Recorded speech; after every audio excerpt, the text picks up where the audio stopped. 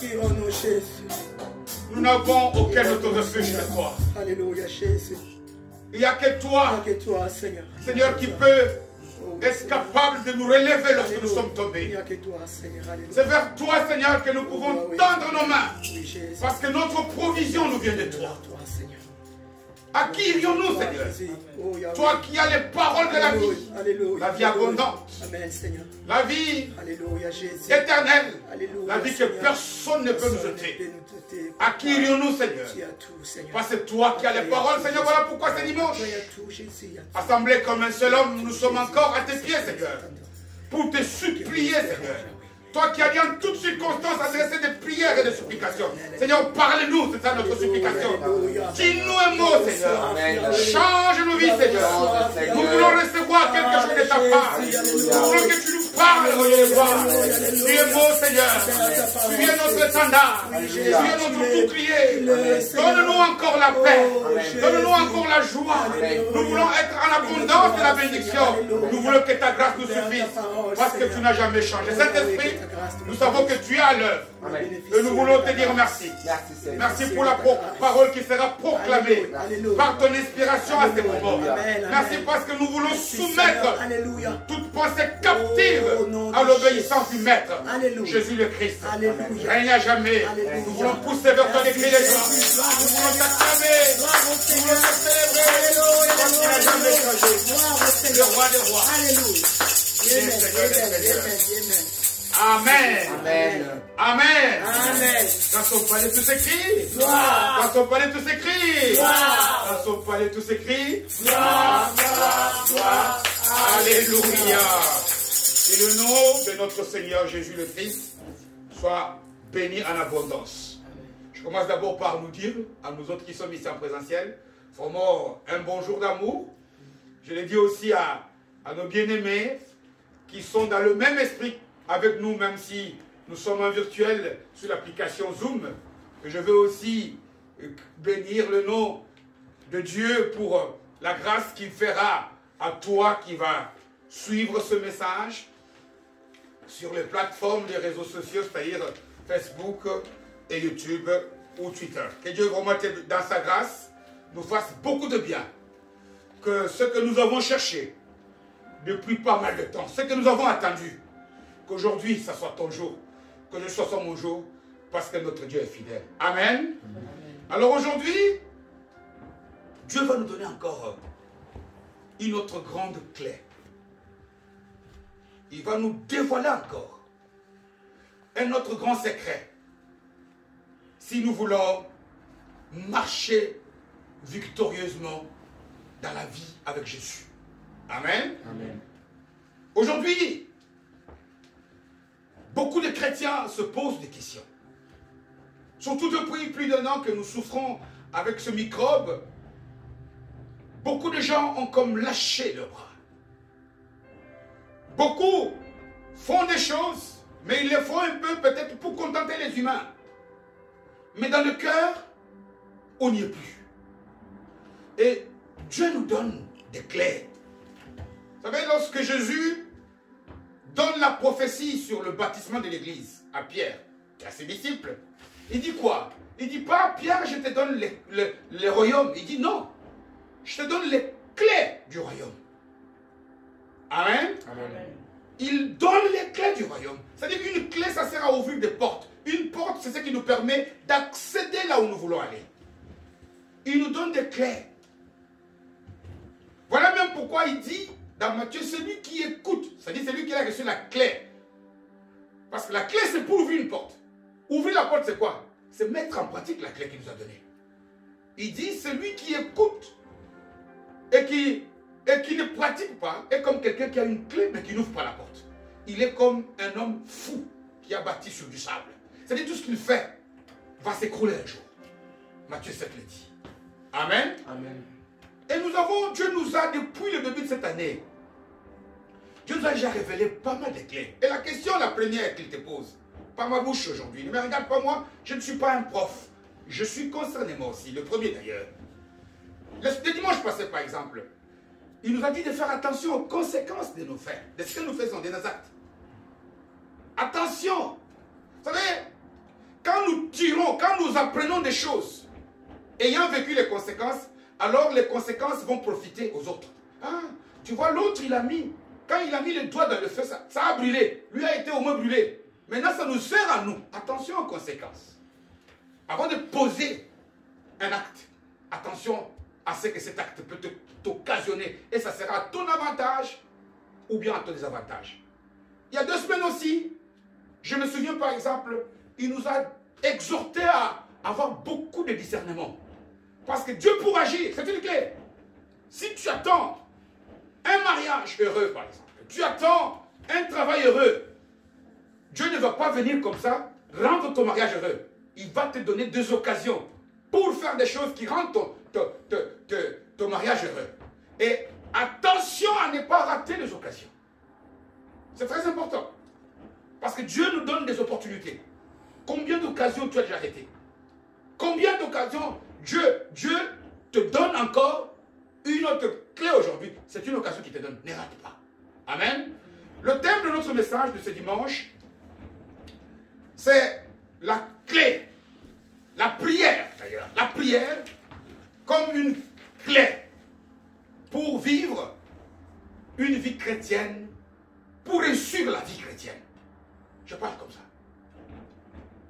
La prière comme clé pour réussir la vie chrétienne comme toute la vie. L'Église ne prie pas aujourd'hui, ou prie très peu. Pourquoi? Parce que les gens, on n'a jamais cherché à bien comprendre pourquoi est-ce que Dieu veut que nous puissions prier. Pourquoi est-ce que Dieu, au lieu de nous donner des choses comme ça, il veut que nous puissions prier. Et la prière est devenue pour beaucoup comme un fardeau. On peut regarder des films à la télé. On peut regarder des concours. Il y a un concours qui passe à la télé sur YouTube maintenant. C'est des jeunes gens qui font de concours de musique et de chant. On peut passer des heures. Ce n'est pas mauvais. Mais apprenons aussi à passer des heures dans la prière. C'est une grande clé. Tu remarqueras que moins tu pries, moins Dieu agira dans ta vie. Amen. Et je le dis bien, quand je dis la prière comme clé, comme secret que Dieu va nous révéler aujourd'hui pour réussir la vie, je n'ai pas dit réussir dans la vie. Je dis réussir la vie. Parce que quand on dit réussir dans la vie, c'est réussir dans un domaine donné. Ça, ce n'est pas réussir. À quoi ça sert d'avoir beaucoup d'argent, mais d'avoir une famille malheureuse? À quoi ça me sert d'avoir du travail? Donc nous cherchons à réussir dans la vie. Un peu comme, vous savez, quand Dieu bénit Abraham, lorsque nous lisons le livre de la Genèse, chapitre 25e, verset 7e, on dit Abraham mourut rassasié de jours. C'est-à-dire qu'il avait une joie, une vie absolue. C'est un peu comme lorsque l'apôtre Jean bénit un ancien d'une église chrétienne qu'on appelle Gaius. 3 Jean, chapitre 1er, verset 2e. Il dit quoi? Prospère à tous égards. C'est ça, réussir la vie. Amen. Amen. Et nous tous ici, tu n'as jamais vu que quand on réussit dans un domaine, chaque fois que nous avons le résultat, on se rend compte qu'il y a encore pas mal de choses qui nous manquent. Chaque fois que je veux avoir ceci, non, nous voulons avoir tout avoir. Prospère à tous égards. Comme Job, le dernier verset du livre de Job. Job 42, verset 17e. Il dit quoi? Job mourut rassasié de jours. Voilà ce que nous voulons. Regardez, lorsque je préparais ce message, il m'est venu à l'esprit l'idée de beaucoup de gens qui ont réussi dans un domaine de leur vie. Regardez par exemple, il y a une personne, nous connaissons Bill Gates, n'est-ce pas? Ça fait partie des grandes fortunes de ce monde. Bill Gates, fut PDG, c'est le fondateur de Microsoft. C'est le roi des logiciels et des ordinateurs. Cet homme, la semaine passée, il vient de divorcer avec sa femme, Belinda. Donc, dans ces domaines-là, il a échoué. Donc, les gens pouvaient envier, j'aimerais être comme Bill Gates. Mais Bill Gates, avec autant de millions, il vivait un calvaire dans sa maison. Je ne sais pas qui a raison, qui a tort. Mais je veux simplement montrer que nous, ce qui est important, c'est que Dieu nous appelle. Voilà pourquoi Jésus nous dit, je vous donne la paix. La paix, c'est être bien dans tous les domaines. Amen. Hein? Parce que quelqu'un qui a l'argent, mais qui n'a pas la santé, comme Steve Jobs, l'inventeur de Macintosh, donc Apple, il avait beaucoup d'argent. Il a fait des iPhones, il a fait des MacBook, Mac Air, etc., des iPads. Mais cet homme, il avait un cancer. Il a été opéré à maintes reprises. Et il est mort, jeune. Vous connaissez? Aujourd'hui, dans les centres-villes, partout dans le monde occidental ici, toutes les boutiques sont en train de fermer. Vous vous êtes rendu compte? Notamment, vous qui vivez dans des grandes métropoles comme Alsace, comme Liège, comme Bruxelles ou ailleurs. Le centre-ville, les boutiques sont fermées. Qui est à l'origine? C'est Amazon, n'est-ce pas? L'inventeur d'Amazon, enfin le fondateur d'Amazon, M. Jeff Bezos, divorce. Divorce. Pourtant, tout le monde dit, waouh, quand on voit la liste de ceux qui ont beaucoup d'argent, on dit, j'aimerais être comme Bezos. Mais c'est un malheureux. Parce que quand on arrive à la solution des séparations, c'est qu'on souffre. Parce que personne ne gagne après une séparation. Amen. Hein? Amen. Personne ne gagne. Donc ici, il y a un secret que Dieu veut nous partager. Dieu veut te partager. Une clé. Je dis bien, Dieu nous donne la clé. C'est à toi d'ouvrir la porte. C'est à toi d'ouvrir la porte. Si tu n'ouvres pas la porte, ouvrir la porte, c'est pratiquer ce qu'il a dit. Mettre en pratique ce qu'il t'a dit. C'est comme ça. Tu ne tires pas les conséquences, tu vas en payer le prix un jour. Tu rates les occasions, un jour tu vas dire, aïe, tu vas te mordre les doigts en disant, si je savais. Aujourd'hui, il insiste sur la prière. Jeune ou vieux, pasteur ou n'importe qui, tu peux avoir des titres, mais la prière est importante. Et nous allons le voir. Voilà pourquoi d'abord, avant toute chose, je nous demande de tourner nos Bibles. Dans l'évangile selon Saint Jean, chapitre 15e. Il y a beaucoup de papiers ici, je crois que ce sont des prédications. Que Dieu nous bénisse. Jean chapitre 15e. Nous allons lire deux versets. Le chapitre en entièreté est très connu. Mais notre message aujourd'hui va porter sur les deux clés. Deux qui vont nous montrer pourquoi Dieu nous pousse à prier. Pourquoi nous devons prier même si on n'a pas envie, mais on doit. Même si on n'a pas le temps, on doit créer le temps. Même si on ne veut pas, on doit le faire. Amen. Amen. Et Jean chapitre 15e, nous lisons les deux versets 4e et 5e. Nous sommes. Amen. J'ai la parole de Dieu au nom puissant de notre Rabbi, le Maître, Jésus. Amen. Il est écrit ceci dans la parole de Dieu. Amen. Verset 4e. Demeurez à moi. Ça c'est Jésus qui parle à ses disciples. Il leur dit, demeurez à moi et je demeurerai en vous.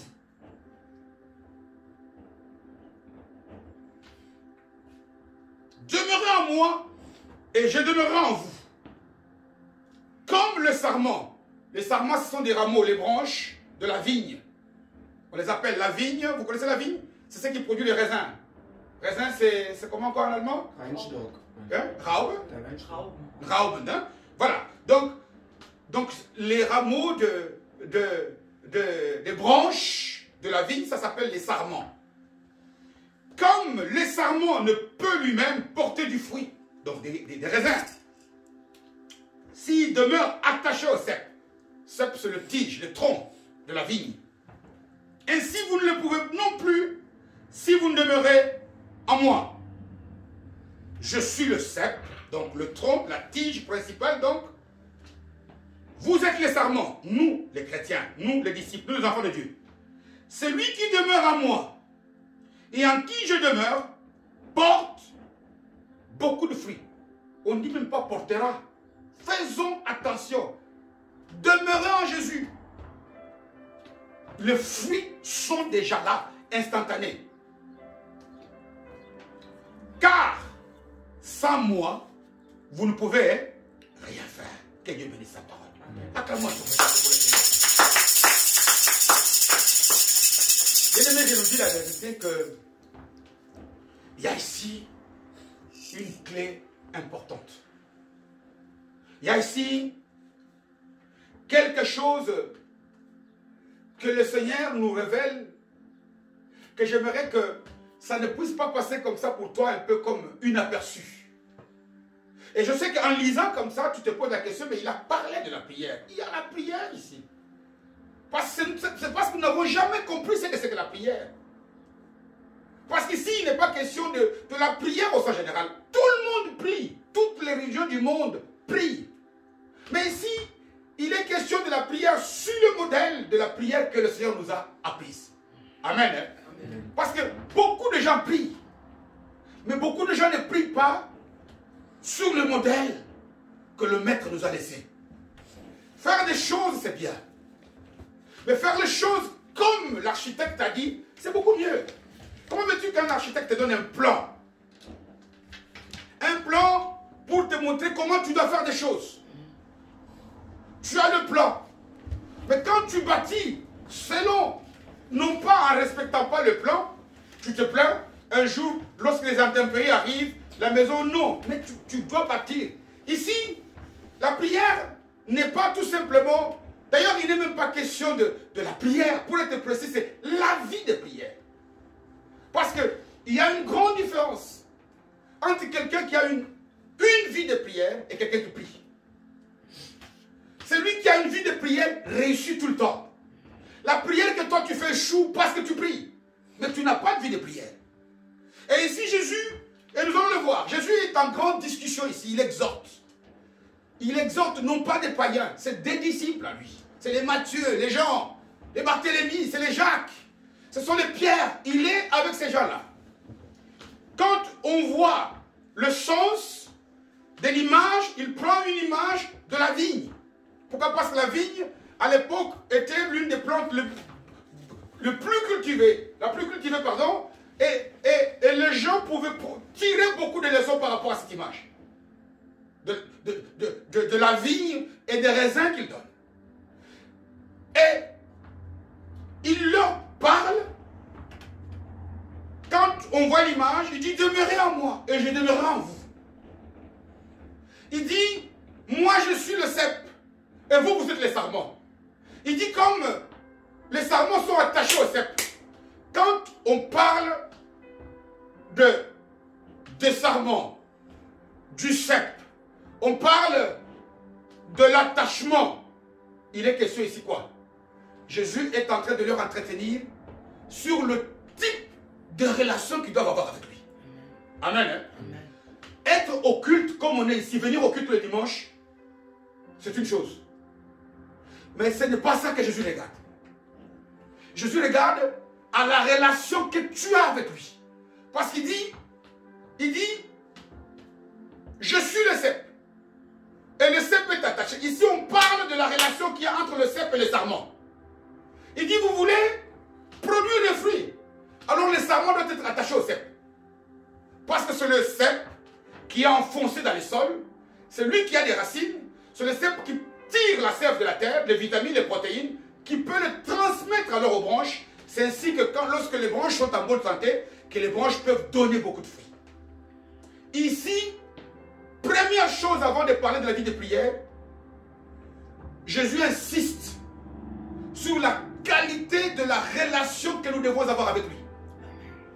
C'est très important. Chacun d'entre nous ici va sonder son cœur. Vous savez, Jésus dit à l'église, beaucoup de gens viennent à l'église, oh, quelle est la relation? Moi, je fais ceci, je donne ceci, je balaye, je suis diacre. Non, ce n'est pas ça. On peut être diacre sans avoir une bonne relation avec le maître.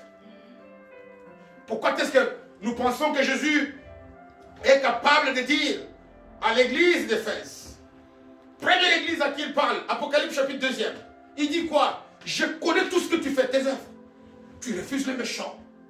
Tu fais ceci, tu pratiques, tu viens à l'église, tu parles, tu prêches bien. Mais j'ai contre toi quoi? Ton manque de premier amour. Ta relation avec moi n'est pas bonne. Tu fais des choses qui sont bonnes. Mais tu n'es pas en bonne relation avec moi. Moi, ce que je veux bien même que tu fasses moi, mais que tu aies une bonne relation. Voilà pourquoi Jésus dit, dans Matthieu 7, verset 23 et 24, il dit, il y a des gens qui feront des grandes choses, des miracles en mon nom.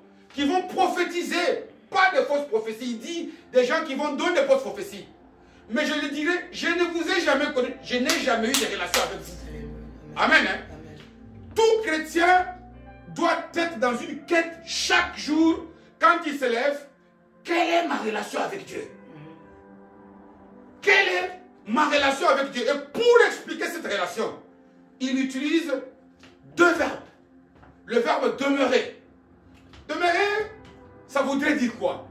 Rester quelque part. La sœur Muriel, la sœur Stéphie, elles sont ici, mais des passages. Vous ne demeurez plus ici. Mais vous demeurez à Alsace en Allemagne ou bien à Liège, ici en Belgique. Mais demeurer, c'est rester quelque part longtemps. Savoir une adresse. Demeurer en Jésus, c'est quoi? C'est demeurer dans sa volonté, dans ses pratiques, dans ce qu'il veut, dans sa pensée. Combien de fois les chrétiens nous pouvons être maintenant des chrétiens, dans la minute qui suit, on ne demeure pas. Demeurer traduit la stabilité. Dieu ne demande pas beaucoup. Vous savez, il y a un psaume, je pense le psaume 50, Dieu dit, il nous demande deux choses. Il dit, respectez vos vœux. Dieu ne nous demande rien. Mais lorsqu'on fait un vœu à Dieu et qu'on ne le respecte pas, c'est un péché. Quand nous avons dit, par exemple, que nous avons mercredi intercession, Dieu ne nous l'a pas demandé. Mais si on a fait un Dieu et qu'on ne le fait pas, ça devient un péché. Dieu ne nous demande pas qu'on lui... Pourquoi Dieu veut que nous puissions? Parce que demeurer voudrait tout simplement dire être stable, être constant, être fidèle. Combien de chrétiens sont stables? On veut avoir beaucoup de choses. On va voir après. Beaucoup de choses qu'on veut avoir, ce n'est pas les fruits. Parce que même les fruits sont mal compris aussi. Beaucoup de choses, c'est que nous, on va avoir. Parce que quand on parle des produits, des fruits, ce que nous, on va avoir, ce que nous, on veut manger. Nous, nous sommes les sarments. Ce ne sont pas les sarments qui produisent, qui mangent les fruits. Les fruits, c'est pour les autres, on va le voir. Amen. Hein? Les fruits, ce n'est pas ce qu'on peut. Tu ne vas pas avoir de fruits. Je cherche. Non, ce n'est pas ça. Ici, nous parlons d'abord d'autre chose. Et nous suivons le message tel que le maître nous le donne. Il dit ici, il dit, quand vous êtes stable, quand vous êtes constant, stable, même si tu ne vois pas encore. Nous voulons toujours voir tout de suite. Nous voulons que les choses se passent comme nous on veut. Il dit, reste constant, que ça soit dans Corona, que ça soit dans la faiblesse, que ça soit sur Zoom, que ça soit que tout le monde t'a laissé, reste calme, reste stable, reste fidèle. Voilà pourquoi même, vous voyez qu'au verset 4, quand il continue, il dit, comme le sarment, non. Oui, il ne peut lui-même porter de fruits. S'il ne reste, il ajoute quel verbe? Attaché. Amen. Hein? Amen. Parce que demeurer est une chose. Mais on peut demeurer sans être attaché. Attaché, ça voudrait dire accroche-toi très fort. Mets comme la colle. Devenez comme un corps. Vous savez quelque chose, deux choses qui demeurent ensemble, s'ils ne sont pas attachés, quand on donne un coup, ça fait quoi? Ça se sépare. Amen. En cas de choc, ça part. Lui, il nous veut dans une relation stable, mais une relation où on est attaché de telle sorte que quand les chocs vont arriver, quand les coups vont arriver, que rien ne puisse nous séparer de son amour. Amen. Hein? Amen. Voilà ce à quoi nous sommes appelés d'abord. Premier pas que tout chrétien doit faire, ce n'est pas demander des choses. Avoir une vie de prière demande d'abord que nous puissions soigner la qualité de la relation que nous avons avec Jésus. Rester stable le jour, rester stable la nuit. Rester stable le dimanche, rester stable en semaine. Rester stable quand les choses vont bien pour moi et rester stable quand les choses vont mal. Parce qu'il ne dit pas au cep, lorsque la pluie va venir, sépare-toi des sarments, au sarment. Il dit, les sarments, vous demeurez accrochés à moi, solidement. Que vous deveniez inséparables. Ici d'ailleurs, c'est ça qu'il demande d'ailleurs dans des couples. Hein? Ce qu'il demande dans des couples, il dit que l'homme quittera et il va faire quoi? S'attacher. Beaucoup de gens vivent ensemble, ils ne sont pas attachés. Amen. Hein? Beaucoup de gens demeurent. Mais ça, c'est un autre chapitre. Je n'aimerais pas aller un peu. Mais ici, c'est pour montrer à quel point le Seigneur utilise une image qui nous montre la réalité de ce qu'il attend de nous. Et il nous ajoute, il dit, lorsque tu es stable, tu es fidèle, tu es constant, quel que soit le temps, à moi, lorsque tu es accroché, lorsque ta relation, la relation entre toi et moi, c'est du béton, comme on dit, c'est du solide, c'est quelque chose que rien ne peut détruire, alors automatiquement les fruits seront là. Et c'est quoi les fruits? Les fruits, ce n'est pas ce que toi tu attends. Non. Les fruits, c'est ce que les branches donnent qui sont utiles aux autres. Amen. Hein? Qui sont utiles. Parce que celui qui mange les fruits, nous avons un pommier dans notre jardin. Ce ne sont pas les branches du pommier qui mangent les pommes. C'est nous. Et parfois même, elles pourrissent, nous donnent du boulot et nous cherchons des gens pour en donner. Et bientôt, avec les beaux temps, ça va encore recommencer. Amen. Donc, pour nous dire que les fruits dont nous voulons, pourquoi Dieu veut que notre relation avec lui soit solide? C'est pour que de notre vie sortent des choses qui soient utiles pour les autres. Amen. Hein?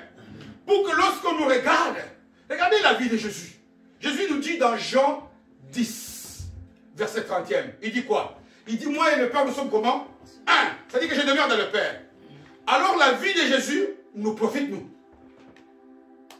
La vie de Jésus est utile pour nous. Les fruits de la relation entre Jésus et le Père, une relation réussie, les bénéficiaires, c'est nous qui consommons ces fruits-là.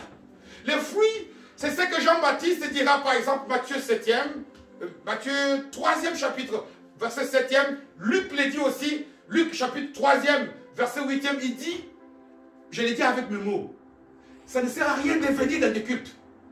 Vous dire, nous sommes les fils d'Abraham, mais montrez par vos œuvres que la parole de Dieu que vous écoutez tous les dimanches a pris de la place dans vos vies, de telle sorte que les autres peuvent en bénéficier.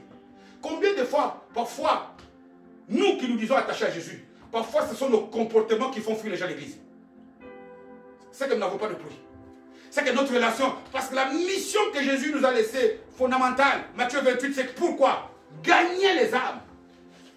D'abord, stabiliser ceux qui ont été gagnés, les fortifier, leur donner de la croissance, leur donner de l'ancrage dans la vie chrétienne, mais c'est surtout aussi pour que ceux qui sont encore victimes des chaînes de Satan puissent sortir des ténèbres pour venir à la lumière. Voilà ce qu'il attend de nous. Les fruits. Moi, je nous pose à chacun une question. Qu'est-ce que toi, dans ton comportement, peut attirer quelqu'un à venir à Jésus? Partout où tu passes, à l'église. Partout où tu passes, dans ta famille. Partout où tu passes. Nous sommes des gens, à l'église, nous sommes des saints. Mais l'église, généralement, en général, doit être composée de gens qui sont déjà sauvés. Les fruits, l'arbre en donne pour les consommateurs extérieurs. Amen. Hein? Nous faisons déjà partie de la maison. Même si un chrétien peut manger tes fruits, tant mieux. Jean le baptiseur dit, prouvez par des actes. Montez. Ça ne sert à rien de venir vous faire baptiser. De vous dire, nous sommes des diacres. Nous parlons en langue.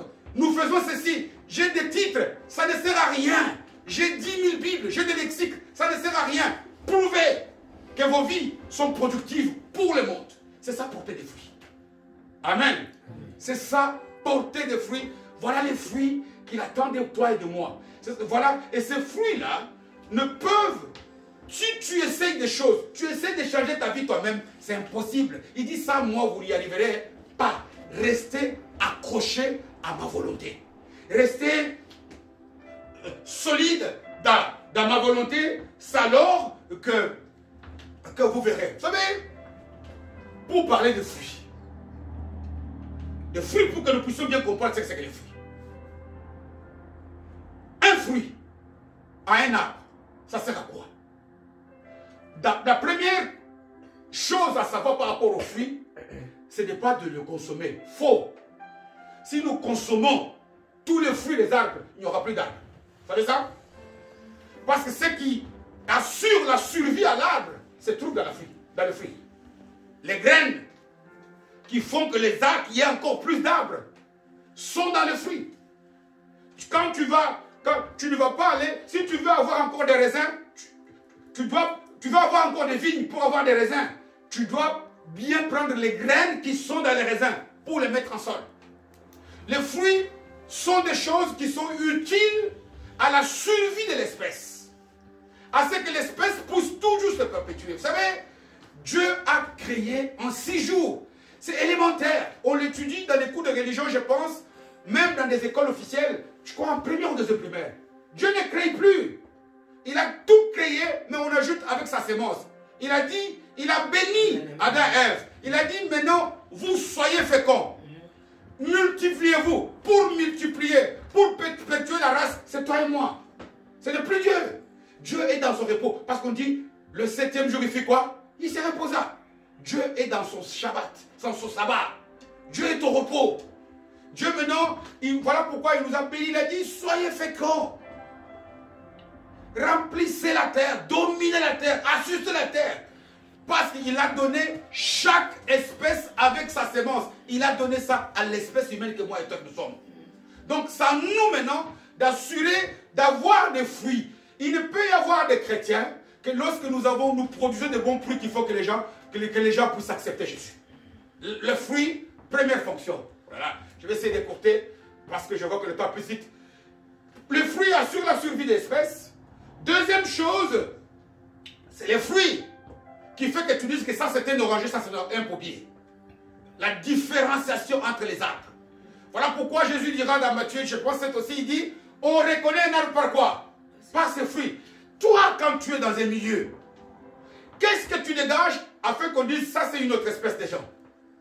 Les gens, l'apôtre Paul, si je ne me trompe pas, il était avec quelqu'un, j'ai oublié les noms, dans le livre des Actes, chapitre 17e. 2 personnes. Quand ils rentrent dans la ville, on dit, on pointe les gens qui ont bouleversé le monde. 2 hommes, 2 personnes, pour bouleverser le centre de vaccination à Liège, à Flémal ou je ne sais pas, Gemec, je ne sais pas. Il ne faut pas être 3 personnes. 1 personne suffit. Il faut qu'il y ait une seule chrétienne. Ça fait la différence. Et là, peut-être l'exemple peut nous faire rire, mais c'est la vérité. Il faut qu'il y ait un chrétien. Voilà pourquoi parfois, lorsqu'il y a eu un gardien qui disait, un gardien de prison qui a dit à, je pense à Paul, à Pierre, qui lui demande, que puis-je faire pour être sauvé? Il dit, crois en Jésus, toi et qui? Parce que si toi tu portes des fruits, même ta famille va se convertir au Jésus. Ça ne veut pas dire que ma conversion, automatiquement, il a converti ma famille. Les fruits que je vais produire vont attirer les gens vers moi. Amen. Amen, hein? Amen. Voilà pourquoi il dit à ses gardiens, crois à Jésus, toi et ta famille. Les églises sont pauvres, faibles, parce que, 1, on n'est pas stable, on n'a pas une bonne relation. 2, parce que nous avons des vies sèches, nous avons des vies stériles. Il n'y a pas de fruits. Automatiquement, l'espèce des chrétiens est en voie par nous. Des disparitions, on va échouer, parce que Dieu ne rate jamais. Et puis, il n'y a pas de différenciation. On peut placer un chrétien parmi des païens dans une fête, on ne sait pas voir que ça c'est un chrétien. On voit que tout le monde est là. Nous devons être le fruit digne qu'on nous reconnaisse. Jésus dit dans Matthieu 5e, il dit, verset 16e, d'abord, à partir du 13e verset, il dit ce que nous sommes. Je pense que nous avons déjà partagé avec notre Stéphie ce passage, où il dit que nous sommes une ville sur la montagne, la lumière du monde. Nous sommes, et Jésus conclut au verset 16e, il dit que les gens voient vos bonnes œuvres. Il n'a pas dit vos œuvres. Les bonnes œuvres selon Jésus, afin qu'ils puissent glorifier le Seigneur. Dis, regarde ce qu'il a fait dans cet homme-là. Voilà les fruits. Les fruits, ce n'est pas la guérison que tu attends. Non. Les fruits, ce n'est pas, je ne sais pas moi, le travail que tu attends. Non. Les fruits, c'est ce que ton attachement à Jésus produit des biens qui influencent les autres à croire à Jésus. Automatiquement, alors à ce moment-là, toi aussi, ta vie, c'est que tu attends, tu l'auras. Amen. Amen. Maintenant, la question que nous pouvons poser, c'est quoi? Pour peut-être terminer dans peu de temps. Je dis, Dieu s'attache beaucoup à la qualité de la relation que nous devons avoir avec lui. Dieu veut que nous puissions avoir une relation solide. Je fais toujours, mon Père m'exauce parce que je fais toujours sa volonté. Voilà la demeurance. Voilà être stable. Il dit, moi et le Père, nous sommes un. Si on regarde Jésus, on te regarde, on voit 2 personnes, on voit 1 personne. Est-ce que tu comptes automatiquement quand nous sommes, parce qu'il a dit, vous pouvez essayer d'aller dans les meilleures assemblées du monde. Mais celui à qui vous devez être attaché, ce n'est pas l'assemblée, c'est moi. C'est ma volonté. Parce que je suis sa parole. Restez accroché à ce que ma parole dit. À ma volonté, à ce que moi je fais, à ce que moi je veux. Automatiquement, vos vies vont changer. Automatiquement, vous allez dégager un parfum de bonne odeur qui va impacter les autres. Vous savez, J'ai toujours donné cette image. Quand quelqu'un a un bon parfum, il passe à côté de toi, même si tu es en colère, tu ouvres un peu la figure pour lui. Tu lui dis, demande quoi, ça te fait du bien. Mais imagine-toi quelqu'un qui passe à côté de toi, qui sent mauvais. Si tu avais la colère, tu vas encore avoir trop de colère. Parce qu'il dégage une odeur qui t'énerve encore plus. C'est comme ça que nous sommes. Une personne méchante qui va parmi les méchants, il les rend tous encore plus fous. Ok? Donc c'est très important. Maintenant, pour travailler à une vie qui impacte, hein, pour travailler, regardez lorsque Jésus, notre modèle parfait, fait ces choses-là, ça a impacté même des païens. La vie de Jésus avait des fruits. Vous n'avez jamais vu Jésus en tant qu'homme souffrir. Il avait réussi la vie. Amen, hein? Amen. Il avait réussi la vie. Regardez que la vie de Jésus, même les gens tels que Nicodème, on l'appelle docteur de la loi. Les gens qui étaient craints en Israël. Il est venu de nuit pour dire, toi maître, toi tu n'es pas un homme d'ici. Les gens tels que Joseph d'Arimathée, il est devenu disciple, les évangiles le disent. Les gens tels que Jarius, malgré la loi qui disait que si tu oses aller voir cet homme, mais l'impact de la vie de Jésus était tel que c'était comme un aimant. Amen. Hein? C'était comme un aimant. Le parfum de bonne odeur que la vie de Jésus dégageait, même si tu étais son ennemi, tu devais le rapprocher. Mais quel était le secret de la vie? Vous savez, Jésus, en tant qu'homme dans la chair, il a vécu 33 ans, plus ou moins sur cette terre. Mais il n'y a rien que... Tout le monde insiste sur les miracles. C'est une bonne chose. Mais la chose la plus essentielle que Jésus a fait pendant son ministère, c'était quoi? C'était la prière. Amen. Hein? Jésus avait une vie de prière. Je veux pas, peut-être je vais développer le dimanche prochain ou peut-être le dimanche d'après, mais je vais citer pourquoi est-ce que... Quelle relation y a-t-il entre avoir une bonne relation pour produire des fruits et la vie de prière? C'est très important. Notons-le. Gravons-le. Le message est enregistré. Réécoutons pour noter. C'est des clés. Il y a des gens qui ont des clés qui disent hey, j'entends, je vais entrer dans la maison. Mais là, il a la clé dans la main. Il tourne. Tu peux danser. Si tu ne mets pas la clé, si tu ne pratiques pas la parole, Matthieu 7 dit tu es comme quelqu'un qui bâtit une maison sur du sable. Au moindre intempérie, vient violent, tout est par terre. C'est à toi et à moi de mettre.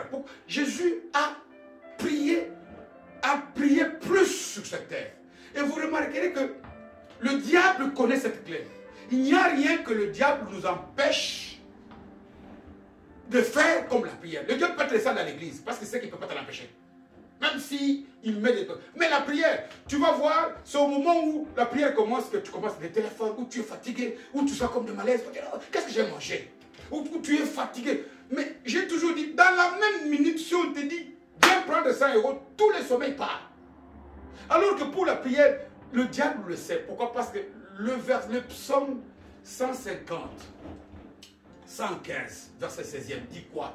Les cieux appartiennent à l'Éternel.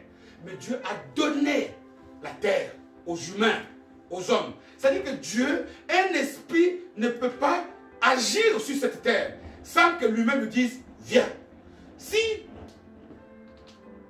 frère Aaron, tu m'as donné la caméra, cette caméra t'appartient, mais tu me l'as donnée, elle devient à moi. Est-ce que tu peux encore venir l'utiliser sans que moi je te donne l'ego?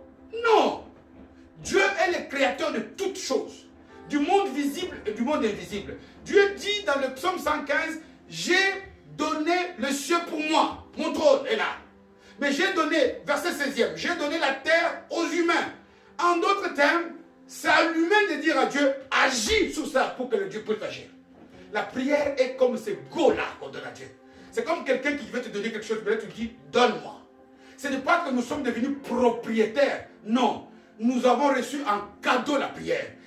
Voilà même pour que Jésus lui-même puisse venir agir. Dieu lui a fait un corps. Parce qu'un esprit ne peut agir sur cette terre que lorsqu'il utilise un corps et que lorsque le corps peut parler et donner l'ego. J'ai déjà donné cette image. La prière est comme une échelle. On dit une échelle que nous tendons entre le ciel et la terre. Ou maintenant on dit Dieu fait, et Dieu fait couler la baie. C'est comme un escalator. Voilà pourquoi d'ailleurs, il nous dit priez sans cesse. Il insiste. Il nous dit, il y a des choses qui... Dieu ne dit pas de donner des offrandes sans cesse. Mais à la prière, il dit que votre prière ne s'arrête pas. Parce que la prière nous connecte au ciel. D'abord, c'est un signe qui prouve notre dépendance, qu'on est faible. Qu'on reconnaît que Dieu est le plus fort. Parce que quand tu demandes à quelqu'un, c'est que tu reconnais que dans ce domaine-là, il n'y a que lui. Dieu veut que sache que nous sommes les créatures et que lui, il est le créateur. Cette chose-là ne se peut se voir que lorsque nous sommes en prière. Amen. Hein? Amen. Et la prière est une arme efficace qui terrasse. Voilà, même lorsqu'on clôture les armes spirituelles dans Ephésiens 6, il dit faites en tout temps. Ephésiens le dit, Ephésiens 6, 18, je pense, mais il est dit aussi dans Philippiens 4. Il dit faites en tout ce